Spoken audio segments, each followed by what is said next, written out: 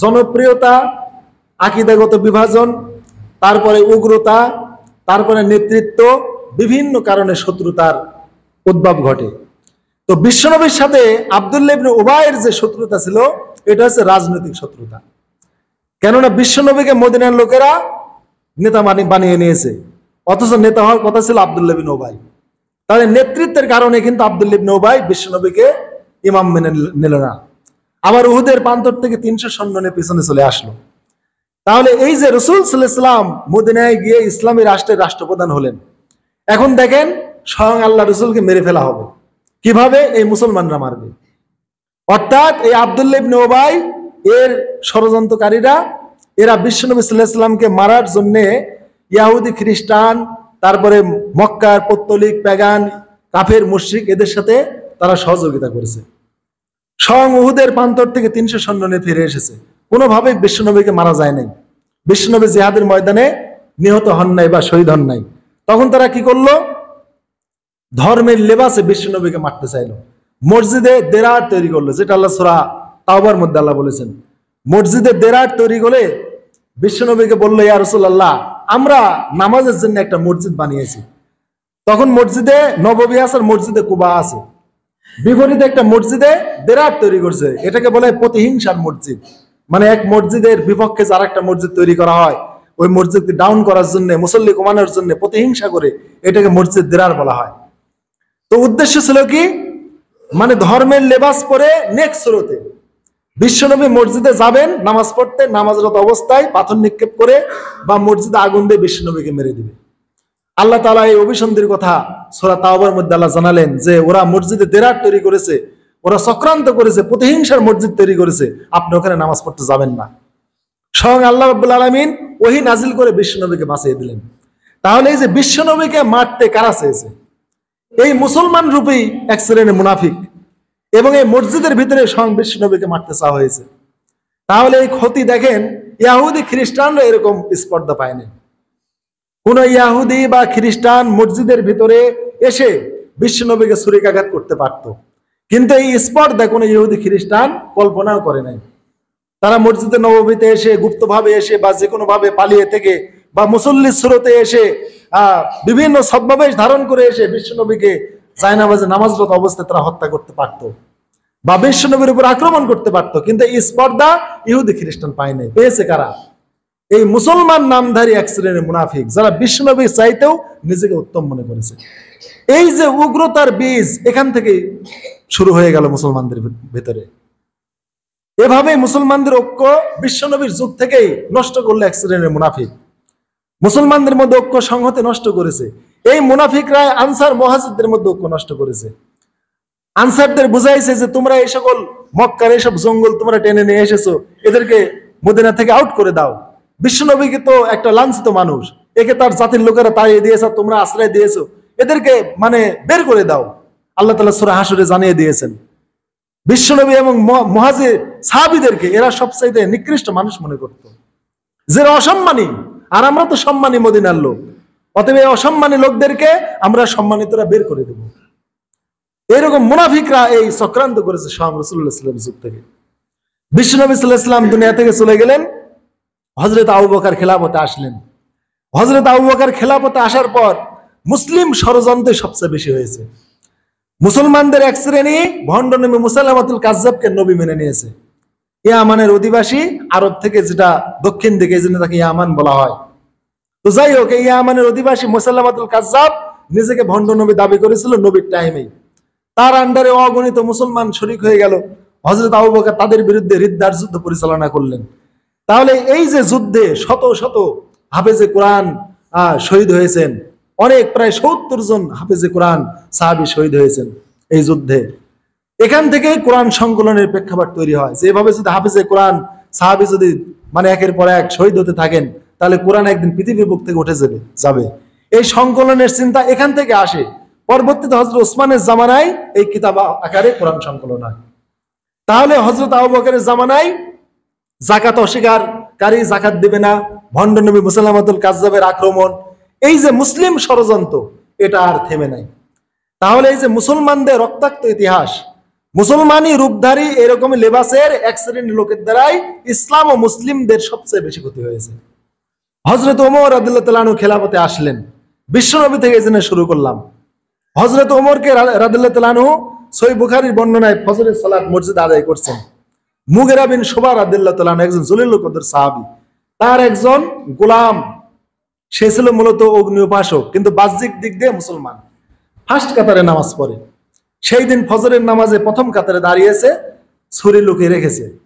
নামাজে ফজরের নামাজে হযরত ওমর রাদিয়াল্লাহু তাআলা আনহু মসজিদে যায় নামাজে দাঁড়াইছেন, ওখানেই ছুরিকাঘাত করে হযরত ওমরকে রক্তাক্ত করে ফেলেছে।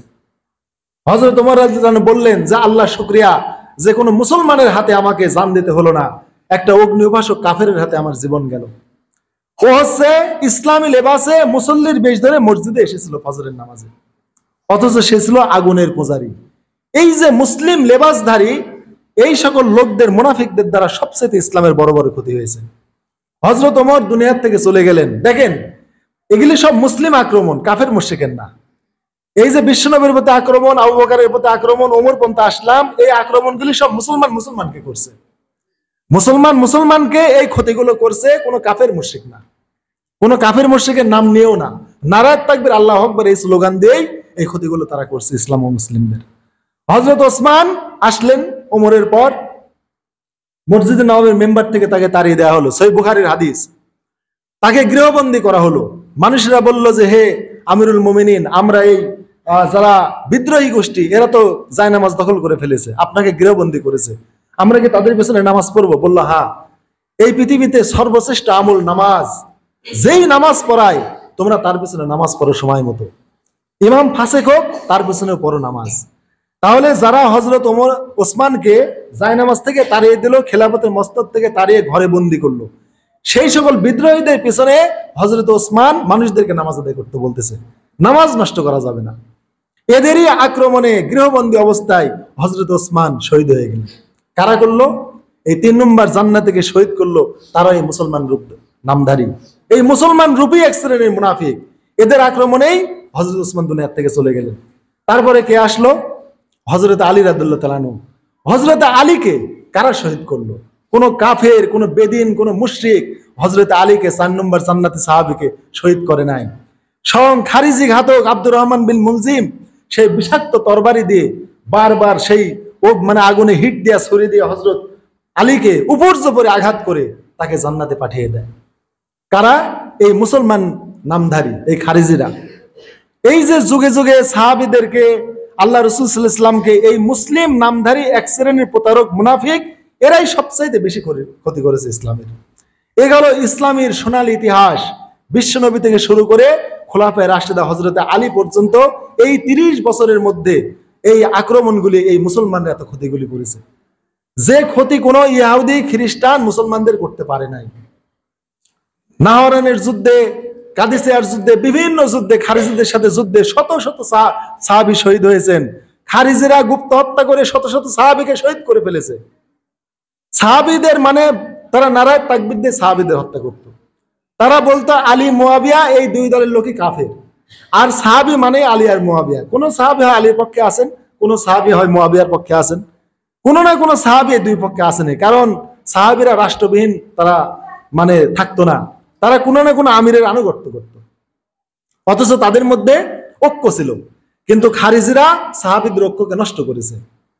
সাহাবীরা ঐক্য হতে বসেছে, আলী আর মুয়াবিয়ার দ্বন্দ্ব সমাধানের জন্য খারিজিরা বের হয়ে চলে গেছে। তারা ঐক্য মানি নেয় নাই, তারা কখনো ঐক্য চায় নাই। তারা বলেছে সাহাবীদের আকীদা খারাপ, সাহাবীদের সাথে আপোষ করা যাবে না, সাহাবীরা কাফের হয়ে গেছে, যুদ্ধ করে সবকিছু ফায়সালা করতে হবে। ওরা গুপ্ত হত্যা করে সাহাবীদেরকে হত্যা করত।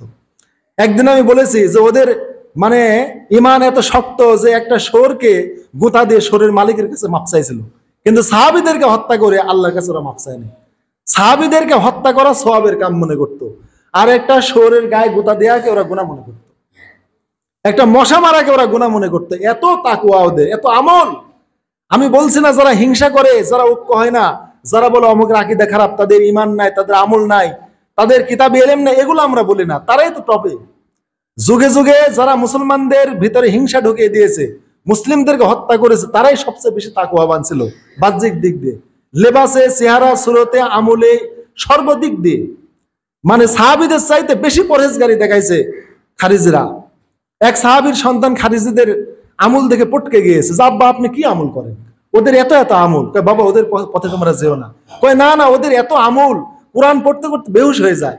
বলছে বাবা আল্লাহ রসুলের কোন সাহাবী কোরআন পড়তে পড়তে বেহুশ হতেন না, তারা চোখ দিয়ে পানি ফেলতেন, অজরে তারা কাঁদতেন, তারা এই কাজ তারা করতেন না। তো দেখেন সাহাবীদেরকে খারিজিরা কাফের বলেছে, কিন্তু সাহাবীরা খারিজিদেরকে কাফের বলে নাই। হযরত আলীকে বলা হলো এই যে খারিজিরা আপনার বিরুদ্ধে যুদ্ধ করছে এবং আপনার দল থেকেই চলে গেল, খারিজিরা কি কাফের? হযরত আলীকে বলা হলো। হযরত আলী বললেন না, তারা কাফের না, তারা কুফর থেকে পলায়ন করছে। বললো তাহলে তারা কি মুনাফিক? বললো না, খারিজিরা মুনাফিক না, কারণ মুনাফিকেরা কোরআন তেলাওয়াত করে না, ওরা আল্লাহর জিকির করে না, আর ওরা তো এত কোরআন তেলাওয়াত করে, কোরআন তেলাওয়াত করতে করতে বেহুশ হয়ে যায়, তাদের মানে ওই ব্রেন আউট হয়ে যায়, সেন্স হারিয়ে ফেলে, তারা কাঁপতে কাঁপতে পাগল হয়ে বেহুশ হয়ে যায়। এত ভিতরে তাকওয়া আসে কোরআন পড়তে পড়তে তাদের ভিতরে। আর ওদের ক্যাম্পের পাশ দিয়ে যাওয়ার সময় শুধু জিকিরের গুঞ্জরণ ধ্বনি, মৌমাছির মতো গুনগুন করে জিকির, এত মানে আমল। এই জন্য সাহাবীদেরকে বলেছেন যে তোমাদের আমল ওদের কাছে তুচ্ছ মনে হবে, এত আমল ওদের। অতএব এই যুগেও যারা এই হিংসার প্রশিক্ষণ দিচ্ছে, মুসলমানদের মধ্যে ঐক্য বিনষ্ট করছে, খারিজিদের মতো এরা হচ্ছে উগ্রতার পথে আছে।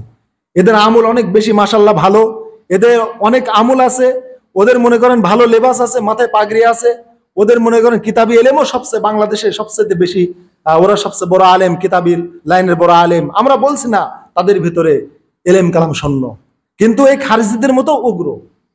তারপরে বললো হযরত আলীকে তাহলে তারা কি? তারা কাফের না, তারা মুনাফিক না, তাহলে খারিজিরা কি?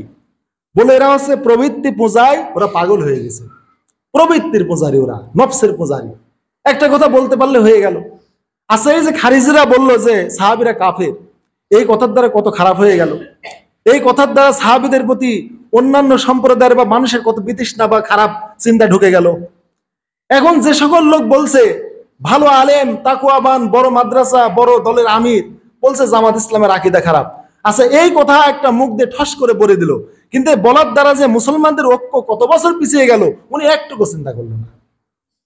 আমি বলছি না যিনি বলছেন ওনার এলেম নাই, আমল নাই, ইমান নাই, এই কথা আমরা বলি না, কিন্তু এই কথাগুলো যারা সমাজে প্রচার করে, অমুক দলের আকীদা খারাপ, তমুক দলের আকীদা খারাপ, ওদের সাথে ঐক্য হওয়া যাবে না, এই করতে হলে ঐক্য হওয়া লাগবে, এই সাদ সাহেবের ইমান নাই, ও ইহুদি খ্রিস্টানের দালাল, ওদের সাথে কোনো ঐক্য নাই, এই যে তাবলিগ জামাতের বিভক্তি, এই কথাগুলো যারা বলে এরা সেম খারিজিদের মতোই বলছে। এই কথাগুলো বলার দ্বারা যে মুসলিম জাতির কত ক্ষতি হচ্ছে এটা কল্পনা করা যায় না। যখনই জাকির নায়েককে বলতেছে জাকির নায়েক ইহুদি খ্রিস্টানের দালাল, এর দ্বারা যে মুসলিম উম্মার ঐক্য কত বছর পিছিয়ে যাচ্ছে ওই মানে বেহারা চিন্তা করছে না, মুখ দিয়ে বেহার মতো বলে দিলেই হয়ে গেল। হ্যাঁ, খারিজিরা সেম এই কথাই বলেছে, সাহাবীদের আকীদা খারাপ, এর কারণে কত বছর যে ঐক্য পিছিয়ে গেছে এটা কল্পনা করা যায় না। কিন্তু সাহাবীরা দেখেন কি মিল। হযরতে আবু হুরায়রা রাদিয়াল্লাহু তাআলা আনহু আলীর পক্ষে মুয়াবিয়ার বিরুদ্ধে যুদ্ধ করছেন। তো হযরতে আলীর পক্ষ মুয়াবিয়ার বিপক্ষে যুদ্ধ করছেন। আলীর পক্ষে যুদ্ধ করে কিন্তু মুয়াবিয়ার ক্যান্টিনে যা আলী হযরত আবু হুরায়রা খানা খায়। তাহলে যুদ্ধ করে আলীর পক্ষে আর খানা খায় শত্রুর ক্যান্টিনে গিয়ে, মুয়াবিয়ার ক্যান্টিনে গিয়ে। সাহাবীদের কি মিল, মানে যুদ্ধ করছে ভুল বুঝাবুঝির কারণে, তার জন্য যে ওর দোকানের খানা খাবো না, ওর আমি ক্যান্টিনে যাই আমি খানা খাবো না, এটা হতে পারে না।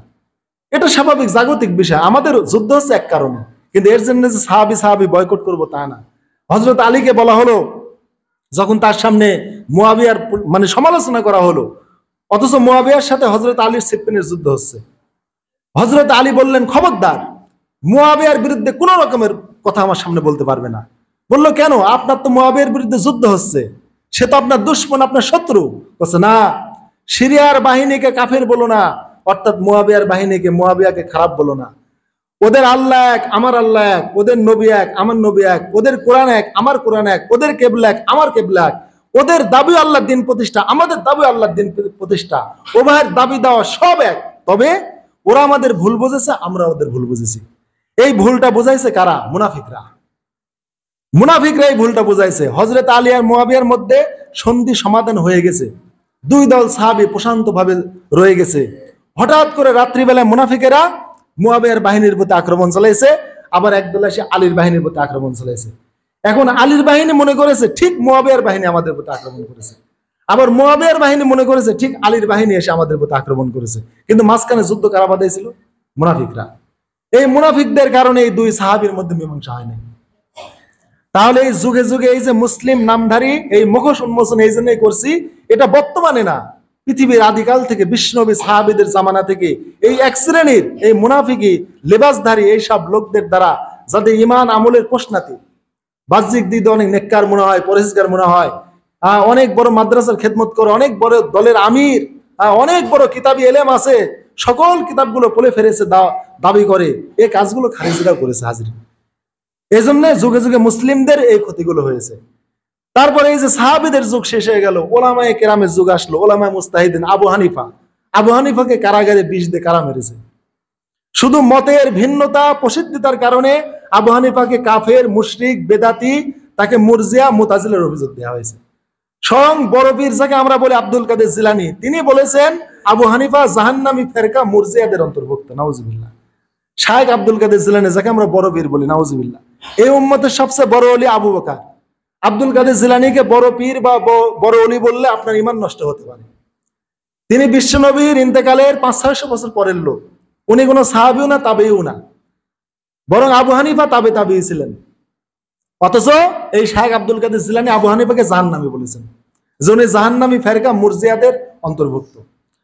তাহলে এই যে আবু হানিফাকে মতের ভিন্নতার কারণে এই কাজ করা হলো।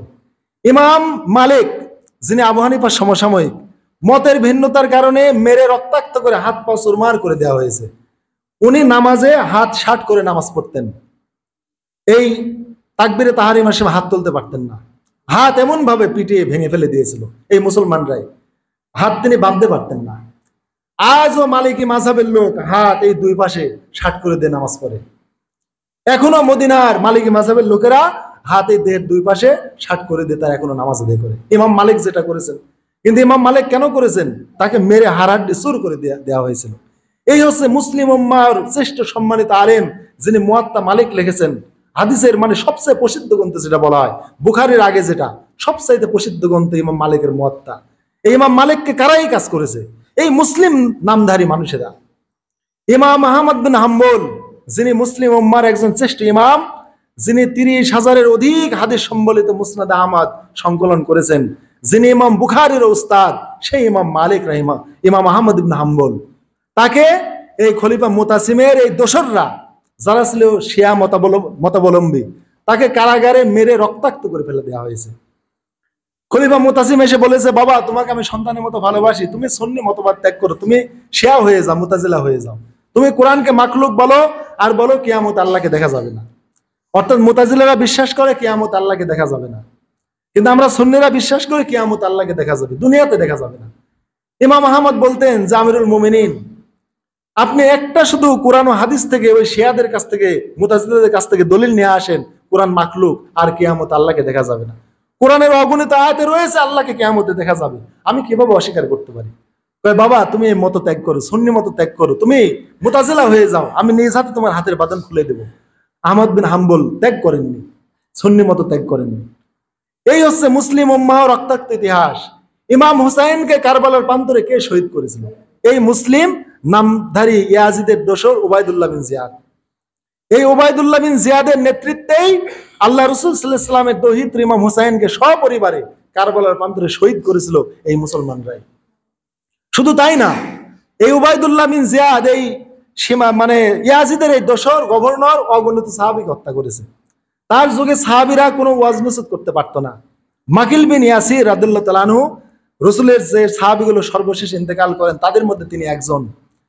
তিনি অসুস্থ যখন হয়ে গেলেন, মৃত্যুর পূর্ব মুহূর্তে মুমূর্ষু অবস্থায় উবাইদুল্লাহ বিন জিয়াদ তাকে দেখতে আসলো। সহিহ মুসলিমের কিতাবুল ঈমান, কিতাবুল ইমারায় কয়েকটা এর উপরে হাদিস আছে। মাকিল বিন ইয়াসির বলছে, তুমি উবাইদুল্লাহ বিন জিয়াদ? ও আচ্ছা, তুমি আসছো আমাকে দেখতে, তো আমি ধারণা করছি আল্লাহ আমাকে যে রোগ দিয়েছেন আমি আর বাঁচবো না, এই রোগে আমি দুনিয়া থেকে চলে যাব।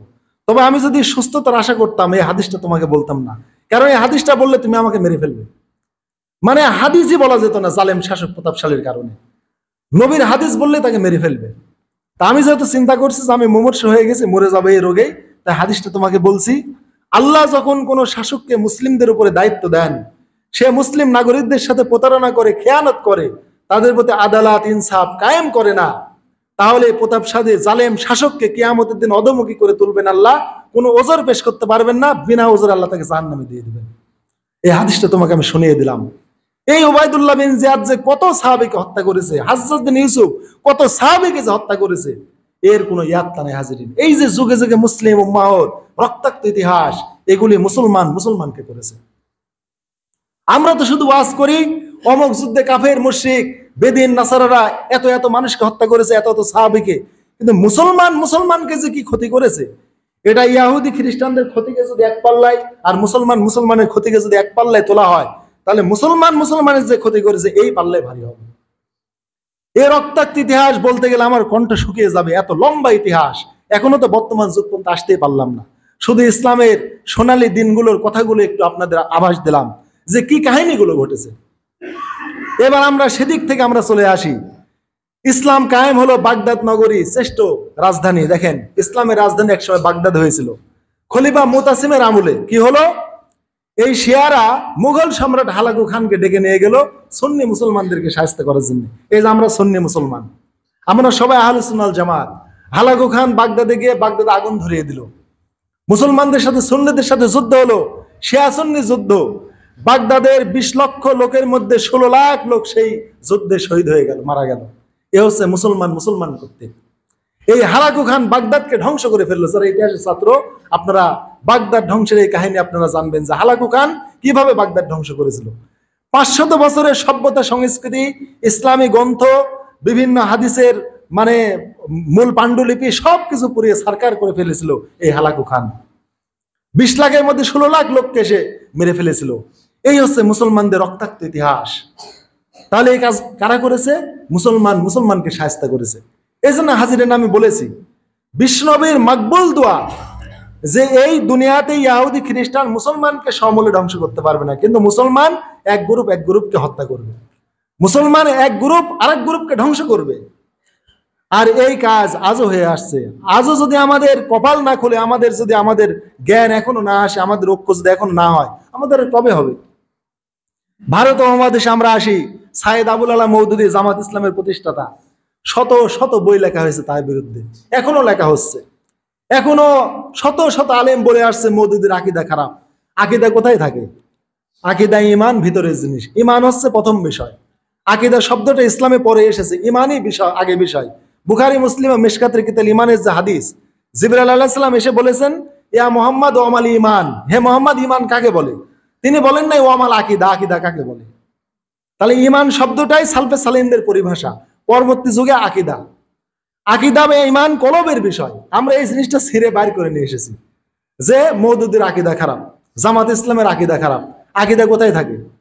কলবের জিনিস, গোপন জিনিস, হৃদয়ের জিনিস। সেই জিনিসকে আমরা বের করে নিয়ে এসে মানুষকে বলতেছি মওদুদীর আকীদা খারাপ, জামাতের আকীদা খারাপ। তারপরে জাকির নায়েক ইহুদি খ্রিস্টানের দালাল, উনি কি দালালি করেছেন? এখন আবার মৌলানা সাদ সাহেব তাবলিগের এক গুরু, যিনি বিশ্ব আমির ছিলেন তাবলিগ জামাতের, মৌলানা সাদ নাকি আবার ইহুদি খ্রিস্টানের দালাল হয়েছে। এই কাজগুলো কারা করছে? এই বিপক্ষ একদল করছে। হেফাজতের এক গ্রুপ জালেম সেই ফ্যাসিস্টদের মানে গলায় ফুলের মালা দিয়েছে, এই দাওরার মানে মানকে, মাস্টার্সের মান পাওয়ার কারণে তাকে কমই জননী বানাইছে। এগুলার কি দেখবো? এগুলি বলতে গেলে ঘৃণা লাগে। কি কোরআনের অপব্যাখ্যা, মিথ্যা তাফসীর আর ফ্যাসিস্টদের খুশি করার নীতি। অথচ এই দলে এক সময় ইমানি জজবা নিয়ে 13 দফা দাবি নিয়ে শাপলা চত্বরে হাজির হয়েছিল। কত শত হাফেজ আলেম, তাদের বুকে তাজা রক্তে শাপলা চত্বর ভিজে রক্তাক্ত হয়ে গিয়েছিল। সেগুলো ভুলে গেলেন। জাগতিক মান সম্মান একটু পাওয়ার আশায় সবকিছু শেষ করে ফেললেন। এই জন্য হাজিরিন, মুসলিম ইতিহাস অত্যন্ত রক্তাক্তের ইতিহাস। আমরা এই কাহিনীগুলো কিছু টাচ দিলাম, আমরা এই পর্যায়ে না যাই, এই দাঙ্গা হাঙ্গামায় আমরা আর জড়িত না হই। এই ইতিহাস অনেক রক্তাক্ত ইতিহাস মুসলমানদের। অতএব মুসলমানের দ্বারা সবচেয়ে বেশি ক্ষতি হয়েছে। এদেশে যদি মুসলমানের যদি এই বাংলাদেশে যদি দ্বন্দ্ব সংঘাত শুরু হয়, তাহলে ইসলাম বিদ্বেষী তাগুত এদের সবচেয়ে বেশি লাভ হবে। সর্বধর্মবাদী, ধর্মনিরপেক্ষতাবাদী, সেকুলারিজম যারা আছে তাদের উপকার হবে। অতএব আমি বলছি, এই সংঘাত পরিহার করতে হবে। এই দেশে বিএনপি কম বড় শক্তিশালী দল নাই, আওয়ামী লীগ কম বড় শক্তিশালী দল নাই। বিএনপি আওয়ামী লীগ সংখ্যাগরিষ্ঠ মানুষের মতামত নিয়ে ক্ষমতায় যেতে পারে, কিন্তু আজ অব্দি কোনো ইসলামী দল এই বাংলাদেশের জনগণের মতামত নিয়ে পার্লামেন্টে যাওয়ার মতো যোগ্যতা অর্জন করে নাই। অতএব এত লাফালাফি বাহাদুরি ভালো না। আওয়ামী লীগের বিরুদ্ধে কথা বলতে হলে শালীনতা বজায় রেখে বলতে হবে, বিএনপির বিরুদ্ধে বলতে গেলে শালীনতা বজায় রেখে বলতে হবে। এদেশের গ্রুপগুলো কম শক্তিশালী না, কিন্তু কোন ইসলামী দল এ পর্যন্ত এমন কোন জনগণের কোন মানে এগ্রিমেন্ট বা ভোটাভুটি অধিকার তারা আদায় করতে পারে নাই। কি কারণে? এই ঐক্য নাই তাদের, এককভাবে তো সম্ভবই নয়। অতএব কার বিরুদ্ধে কথা বলেন, কেন ঐক্য হন না? অতএব যদি ঐক্য না হন, ইসলামের পথে চলা খুব কঠিন অবস্থা হয়ে যাবে। আওয়ামী লীগের ভাইদের বলবো, আমরা মুসলমান, আমরা ফ্যাসিস্ট, জালেম, জুলুম এগুলো আর আমরা করবো না। আমরা ঐক্য হয়ে চলি, আমরা ইসলামের পথে আসি। আর যারা ইসলামী দলগুলো আছেন, ঐক্য হন। আমার এই মসজিদে 200 জন মুসল্লি, একজনও তাবলিগ জামাতের নাই, একজনও চরমনায়ের কোনো মুরিদ নাই। তাহলে চরমনায়ের মুরিদ কিভাবে ইসলাম কায়েম করবেন? হেফাজতে ইসলাম কিভাবে ইসলাম কায়েম করবেন? তাবলিগ জামাত কিভাবে বাংলার জমিন ইসলাম কায়েম করবেন? এত বড় মসজিদ, একটা তাবলিগের কর্মী নাই, একটা পাখার কর্মী নাই, হাত পাখার কর্মী নাই, ইসলামী ঐক্য জোটের নাই, হেফাজতের নাই। দিন কায়েম করা তো সহজ। এই জন্য দাওয়াতি কাম করতে হবে। জনগণের 3 পর্যায় থেকে মুসলিম উম্মাহকে ঈমান আকীদার সহি জ্ঞান দিতে হবে। অতএব আকীদা খারাপ এ কথা আর বলবেন না। আমি পরামর্শ দিই, আকীদা খারাপ, অমুকের তমুকের আমল খারাপ এ কথা না বলে আকীদা সেট করেন। ইমাম আবু হানিফার ফিকুল আকবার আর ইমাম আবু জাফর তাহাবির আকীদাত তাহাবিয়া, এই 2টা বই সিলেবাসে নেন। যারা বলে যে জামাতের আকীদা খারাপ, মসজিদের আকীদা খারাপ, আমি বলি অমুকের আকীদা তমুকের আকীদা খারাপ এভাবে না বলে ইমাম আবু হানিফার ফিকুল আকবার, ইমাম আবু জাফর তাহাবির আকীদাত তাহাবিয়া, এই 2টা বই সিলেবাসে নিয়ে আসেন। নিয়ে এসে বলেন যে এই 2টা বইয়ের প্রতি যারা, এই 2টা বইয়ের আলোকে যারা আহলুস সুন্নাহ ওয়াল জামাতের আকীদা পোষণ করবে, আমরা ঐক্যবদ্ধ হব। দেখেন কারা আসে। কেননা এই 2টা সর্বপ্রাচীন ইমানের গ্রন্থ। ইমাম আবু হানিফা ইমানের উপরে নিজ হাতে বই লিখেছেন, তার নাম আল ফিকুল আকবার। তিনি ফিকের কোনো গ্রন্থ নিজ হাতে লেখেন নাই, তার ছাত্ররা লিখেছে, কিন্তু ইমানের বইটা নিজ হাতে লিখেছেন। আর এই ফিকুল আকবরের ব্যাপারে বাংলাদেশের কোনো হানাফি বলেন, শাফি বলেন, মালিকি বলেন আর আহলে হাদিস বলেন, কারো কোনো দ্বিমত নেই। বরং আহলে হাদিসের লোকেরা এই ফিকুল আকবর আরো বেশি বেশি বিক্রি করে। ওদের প্রত্যেকটা মাহফিলে, ওদের প্রত্যেকটা পাঠাগারে এই ফিকুল আকবর আছে। আবু হানিফার এই ফিকি মানে ইমানের বইটা আহলে হাদিসের লোকেরা বেশি বেশি করে। অতএব এরকম সিলেবাস সংযুক্ত করে মানুষকে ইমানের দাওয়াত দেন। খালি আকীদা ভুল এই কথা বললে তো হবে না, তাকে সঠিক পরামর্শ বা ইমান কোথায় শিখবো একটা সহি শুদ্ধ বইয়ের নাম বলে দিতে হবে। অতএব আমি বলে দিলাম, আপনারাও ইমাম আবু হানিফার ফিকুল আকবর পড়েন, আকীদাত তাহাবিয়া পড়েন, একটা হাদিসের বইয়ের মধ্যে থেকে ছোট্ট বই রিয়াদুস সালিহিন, এগুলো আপনারা পড়েন। ইমান আমলটা আপনারা শিখে দুনিয়া থেকে যা চিন্তা করেন। আর মুসলমানের প্রতি হিংসাত্মক মানসিকতা আমরা বর্জন করি। এই হিংসা আমাদের ইমান নষ্ট করবে, ভাতৃঘাতে লড়াই বাড়িয়ে দিবে। আল্লাহ এইখান থেকে আমাদের বের হওয়ার তৌফিক দান করুক। সুবহানাল্লাহ বিহামদিহি সুবহানাকাল্লাহ।